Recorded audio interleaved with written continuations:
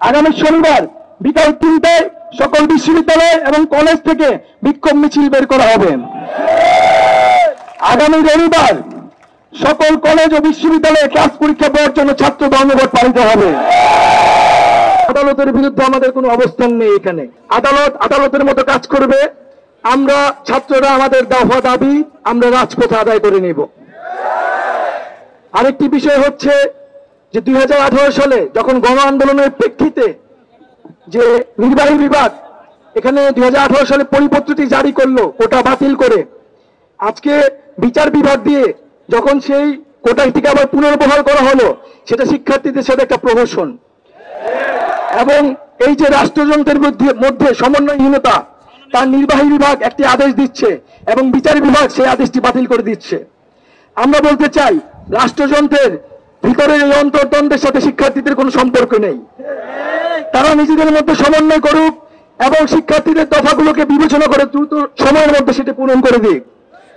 নির্বাহী বিভাগের ইচ্ছাকৃত প্রহসন এবং কোর্টের দীর্ঘসূত্রিতার মধ্যে মেধাবীরা অধিকার বঞ্চিত হচ্ছে।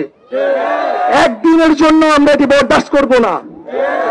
রাষ্ট্রযন্ত্রের বিভিন্ন বিভাগের এই একযোগে নাটক আর বরদাস্ত করা হবে না। নির্বাহী বিভাগের এখনো ক্ষমতা আছে যে পুনঃ পরিপত্র জারি করার, এবং কোর্ট ও ছাত্র সমাজকে মুখোমুখি দাঁড় করিয়ে দেওয়ার যে প্রহসন, সেটা আর মঞ্চস্থ করতে দেওয়া হবে না।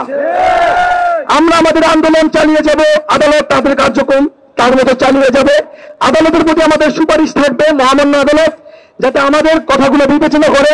এবং নির্বাহী বিভাগকে আমরা প্রশ্ন করতে চাই যে 18 সালে তারা কি এমন পরিপত্র জারি করলো যেটা 5 বছরের মধ্যে বাতিল হয়ে যায়। তাহলে সেই পরিপত্রের মধ্যে তাদের ভুল রয়েছে। তারা যথাযথ বিধিবদ্ধভাবে সেই পরিপত্র জারি করতে পারে নাই এবং শিক্ষার্থীদের আন্দোলনের সাথে এটা প্রহসন করা হয়েছে। আমরা এই প্রহসন মানি না। আমাদের যে আন্দোলন, 4 দফার আন্দোলন, সেই আন্দোলন চলমান থাকবে। এবং এখন পর্যন্ত নির্বাহী বিভাগ বা সরকারের উচ্চপদস্থ থেকে আমাদের সাথে কোনো ধরনের যোগাযোগ করা হয় নাই, আমাদেরকে কোনো ধরনের আশ্বস্তও করা হয় নাই। আমরা এর নির্ণয় প্রতিবাদ জানাচ্ছি।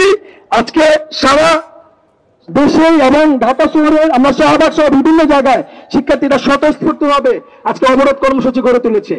এবং আপনারা জানবেন যে অধিকার কোনো সময় একদিনে আদায় করা যায় না। অধিকার কোনো টাকা ফেল না যে ঠিক করে পড়ে নেবেন আর আপনারা সেটা নিয়ে নেবেন। আমাদের জন্য সেটা মাঠে থাকতে হবে। আজকে আমরা চলে গেলে দ্বিগুণ শক্তিতে কিন্তু আবার ফিরে আসবো। বন্ধুগণ, এই মুহূর্তে আমি কর্মসূচিগুলো ঘোষণা করছি।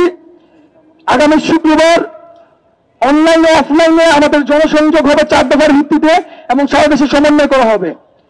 আগামী শনিবার বিকাল 3টায় সকল বিশ্ববিদ্যালয় এবং কলেজ থেকে বিক্ষোভ মিছিল বের করা হবে। আগামী রবিবার সকল কলেজ ও বিশ্ববিদ্যালয়ে ক্লাস পরীক্ষা দেওয়ার জন্য ছাত্র ধর্মঘট পালিত হবে। এবং আগামী শনিবার বিক্ষোভ মিছিলের পরবর্তী সময়ে আমরা রবিবারের আমাদের মাঠের কর্মসূচি ঘোষণা করব। এবং আজকে সারা দেশে যারা বিভিন্ন স্থানে স্বতঃস্ফূর্তভাবে আন্দোলন গড়ে তুলেছেন তাদের সবাইকে ধন্যবাদ জানাচ্ছি। এবং আজকে আমাদের এই সমাবেশে ঢাকা বিশ্ববিদ্যালয়ের বিভিন্ন হল সহ কলেজ সহ ঢাকা শহরের বিভিন্ন প্রতিষ্ঠান থেকে যারা জড়ো হয়েছেন তাদেরকে ধন্যবাদ জানাচ্ছি। সাংবাদিক ভাই বোনদের ধন্যবাদ জানাচ্ছি এবং আমাদের পুলিশ ভাই বোনদের ধন্যবাদ জানাচ্ছি আমাদের সাথে সহযোগিতা করার জন্য।